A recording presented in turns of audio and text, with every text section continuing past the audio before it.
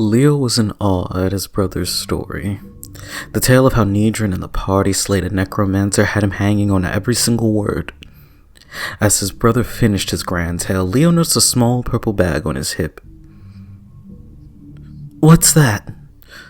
the boy asked, pointing at the ornate bag. What's this?"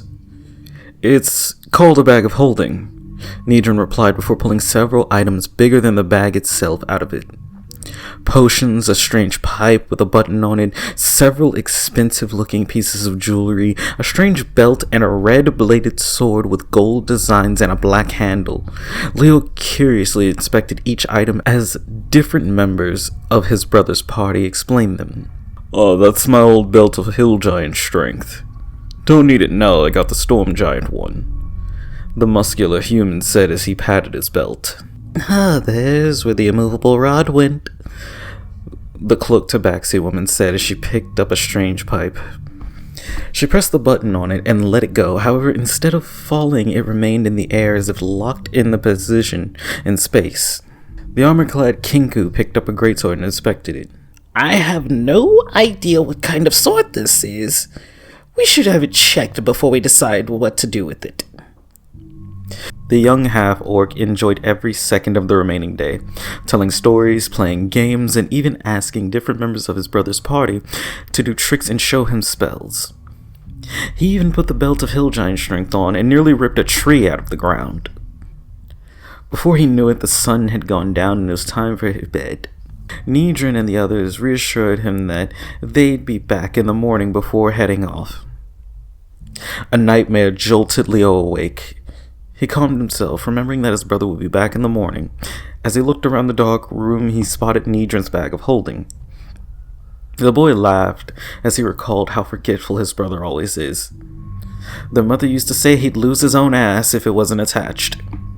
However, in the darkness, he could have sworn the bag moved. "That can't be right," he thought. Suddenly, the contents of the bag were forced out, scattering across the room. Leo stared in horror as an impossibly long and thin arm shot out of the bag. The arm reached around as if searching for something before a second one shot out, followed by a skeletal head with glowing eyes. Seeing this, Leo dived for the belt of hill giant strength. The creature groaned as it continued to pull itself out of the bag.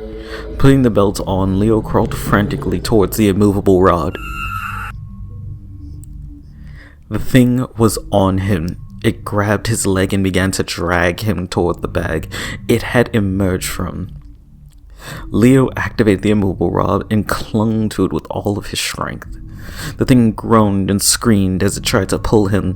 Suddenly, the creature let out a bone-chilling scream. Leo's arms felt heavy as he felt his body begin to go numb. Tears began to run down Leo's face as he tried to will his hands to hold on. He hit the ground as the strength left his hands. Still conscious, Leo could only watch as he was dragged towards the bag. As the creature reached its bag, a dagger flew through the window, striking its shoulder. The creature's arm went limp, releasing Leo's leg. The tabaxi woman, Sylvia, leaped in through the window, dagger returning to her outreached hand. Her eyes fixated on the monstrosity that had attempted to drag Leo to God's nowhere. With a flick of her wrist, Sylvia's dagger was firmly planted in the thing's eye. Leo began to drag himself away from the monster as the tabaxi charged at it. She ripped the dagger from its eye before ducking under the creature's good arm and slashing its torso. The thing let out a blood-curdling scream as Ciliana dropped to the ground, unable to move. It reached for her bones and joints in its now-healed arm, crackling and popping as its hand made contact. Its arm was severed at the elbow.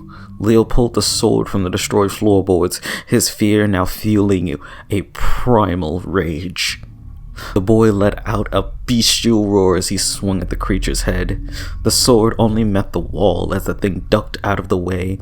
It prepared for another ear-piercing scream, but no sound came as it was covered in a faint purple glow.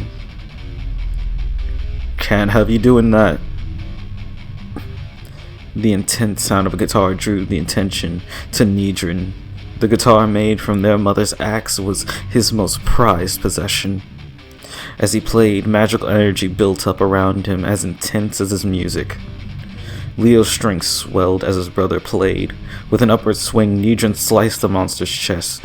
Leo, destroying the floorboards under his feet, leaped over his brother, bringing the sword down, slicing the monster as it let out a final cry of pain.